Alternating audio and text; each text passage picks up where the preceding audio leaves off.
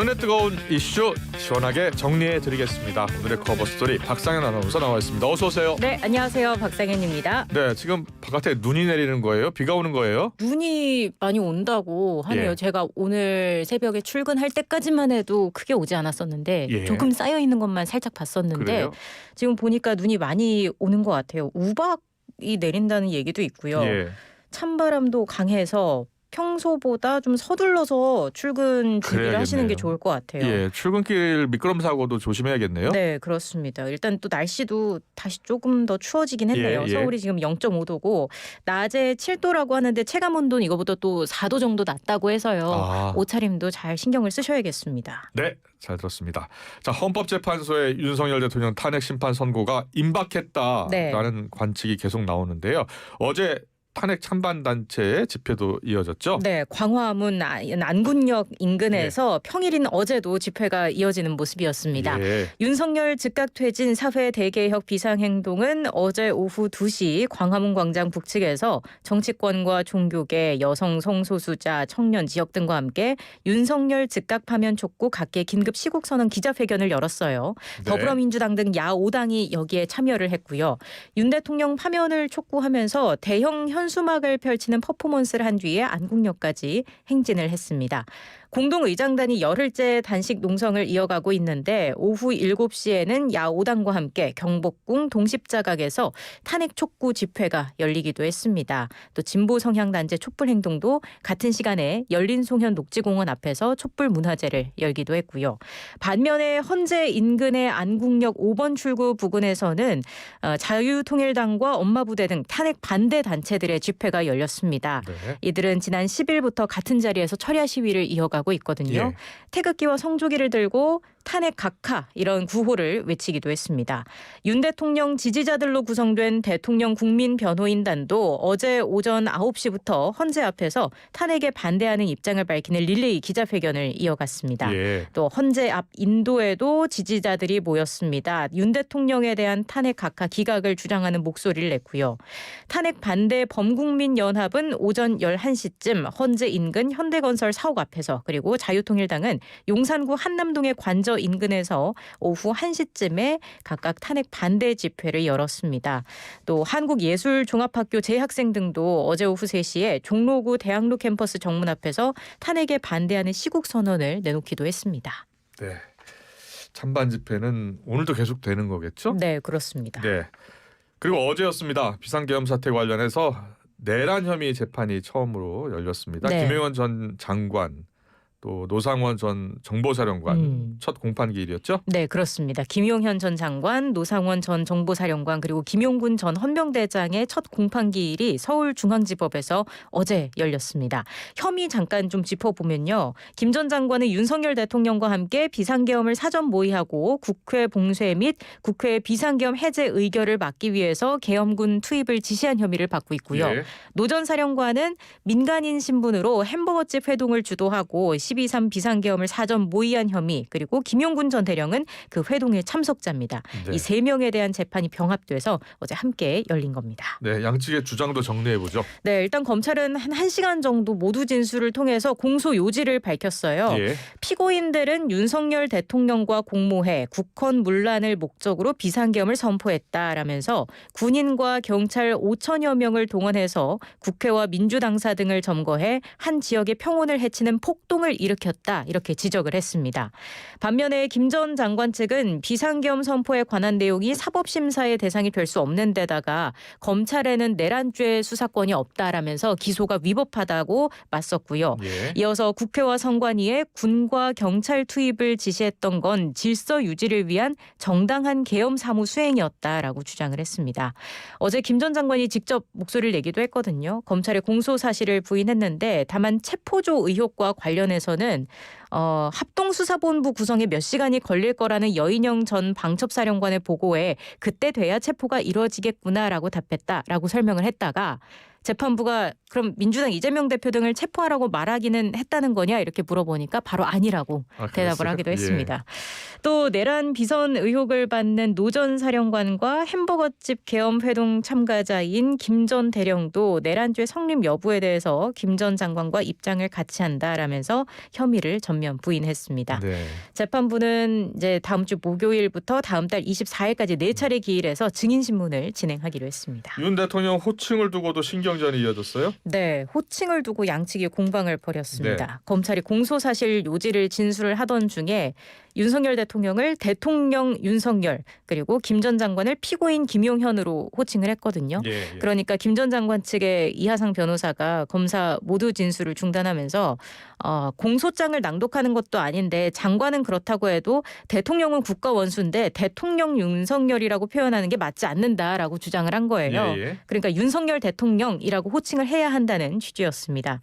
야당이라는 것도 누굴 말하는지 모르겠다고 하면서 탄핵 핵심 인물이라면 민주당 이재명 대표일 텐데 여기에 대해서는 아무 이름도 말하지 않고 국가 원수는 대통령 윤석열 이렇게 검사가 말하는 건 부적절하다라고 주장을 했습니다. 재판부는 뭐라고 했습니까? 일단 좀 중재에 나서는 모습이었어요. 예. 이 변호사 주장을 조서에 기록을 할 테니까 우선 검사 모두 진술을 그대로 진행하자라고 한 건데 그러면서 재판부는 다른 재판도 다 호칭을 이렇게 한다 알지 않느냐 예. 이렇게 얘기를 했습니다. 하지만 이 변호사는 호칭을 바로 잡아달라 이렇게 재차 주장을 하면서 맞서기도 했습니다. 네. 검찰은 이에 대해서 어떤 반응이었습니까? 공소 사실과 다르게 말하고 있다고 하는데 모두 진술은 말 그대로 요지를 진술하는 거다.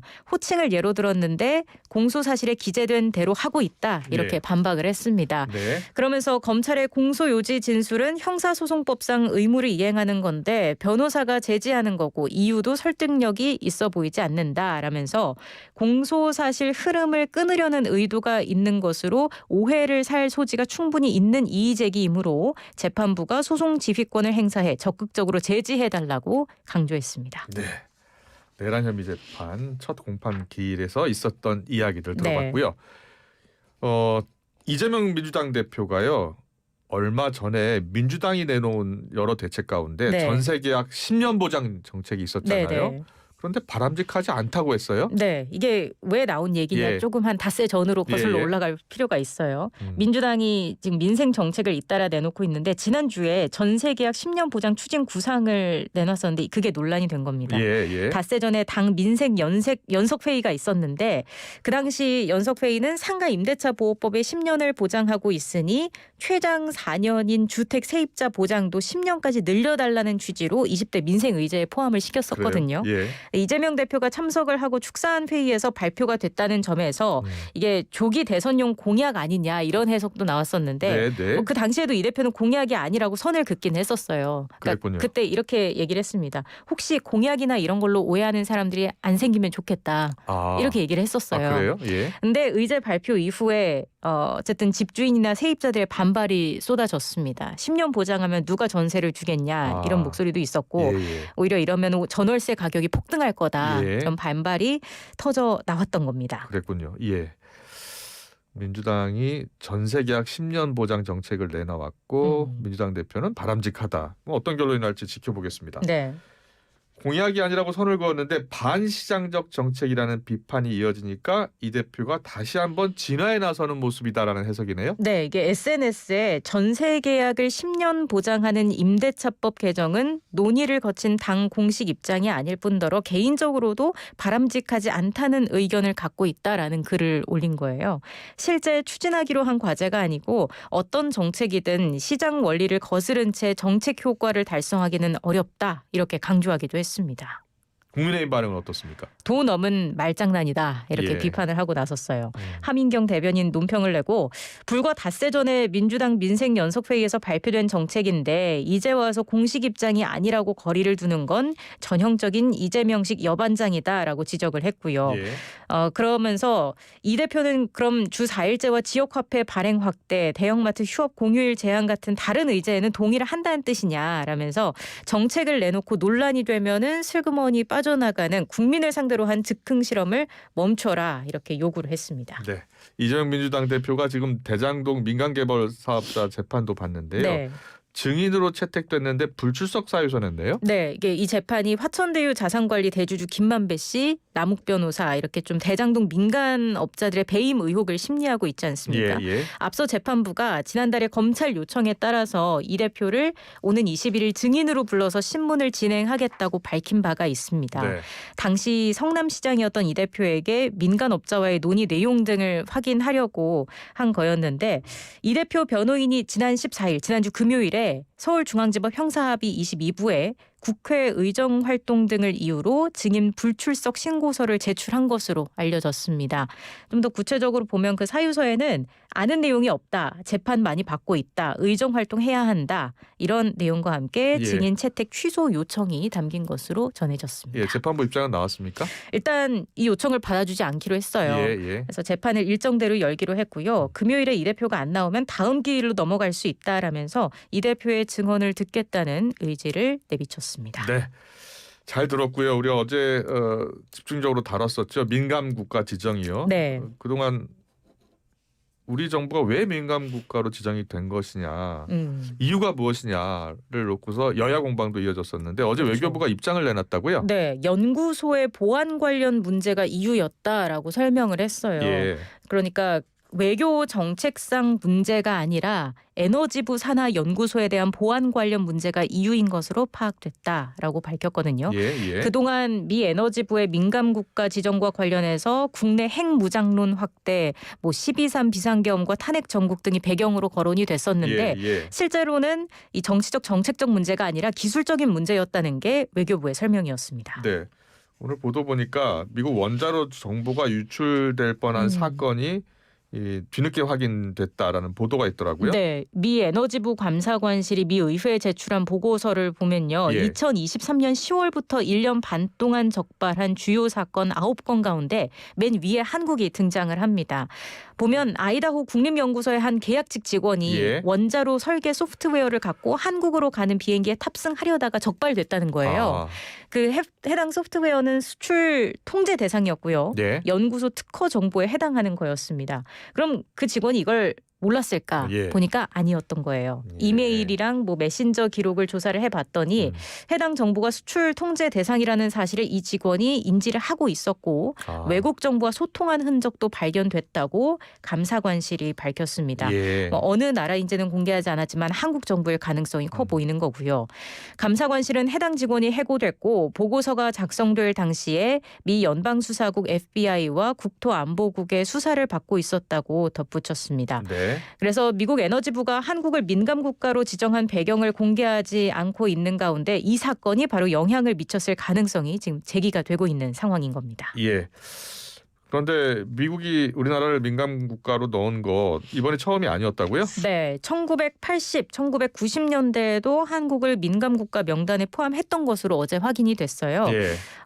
지난 1월 미국 에너지부가 한국을 민감 국가 및 기타 지정 국가 목록으로 지정한 게 처음이 아니라는 게 확인이 된 건데 구체적으로 보면 1986년 1월에서 1987년 9월 미 에너지부 로스앨러모스 등 핵무기 관련 연구소 방문객 통계에 한국이 민감 국가 중 한 곳으로 올라와 있다고 하고요. 예. 1996년 미국 회계감사원 보고서에도 1993년 1월에서 1996년 6월 통계에 한국이 민감 국가에 포함이 돼 있었습니다. 그랬군요. 이 통계 예. 하단 각주를 보면은 1994년 7월 28일부로 다음 국가는 더 이상 민감 국가로 간주되지 않는다라면서 한국 등을 열거했는데 이때 명단에서 해제된 것으로 보입니다. 근데 그 당시에도 한국을 해당 민감 국가로 지정한 이유는 좀 불분명하게 나타나고 있습니다. 그때도 그랬군요. 네. 알겠습니다. 지금 핵무장론 이야기가 계속 나오는데 한동훈 전 대표 핵무기는 아니지만 핵 추진 잠수함 확보하는 게 필요하다라고 했어요? 네, 미국이 한국을 민감 국가로 지정한 원인에 대해서 야당에서 여권의 자체 핵무장론 주장을 원인으로 꼽았었잖아요. 예. 이에 대해서 한 전 대표가 이렇게 밝힌 거예요. 앞서 이재명 대표가 정부 여당을 겨냥해서 핵무장을 해야 한다고 하는 허장성세를 보였다. 이런 상황 등이 결국 민감국가 지정으로 나타난 것으로 보인다. 완벽한 외교 참사이자 정부 실패다. 이렇게 주장을 했는데 네. 이와 관련해서 한 전 대표가 누가 잘했다 못했다 국내에서 말하는 건 적절치 않은 태도라고 지적을 했습니다. 그러면서 저는 미국은 핵무장 자체를 하는 것에는 신중해야 한다고 생각한다. NPT를 탈퇴하면서 그러니까 핵 확산 금지 조약을 탈퇴하면서 국제 제재가 올 것이다라고 하면서 일본처럼 농축 재처리 기술로 핵 잠재력을 확보하는 걸 말씀드렸다. 그건 허장성세가 아니라 대한민국을 지키고 국민을 안전하게 하는 것이다. 이렇게 발언을 했습니다. 네, 오늘의 커버스토리 여기서 마무리하겠습니다. 박상현 아나운서와 함께했습니다. 잘 들었습니다. 네, 고맙습니다.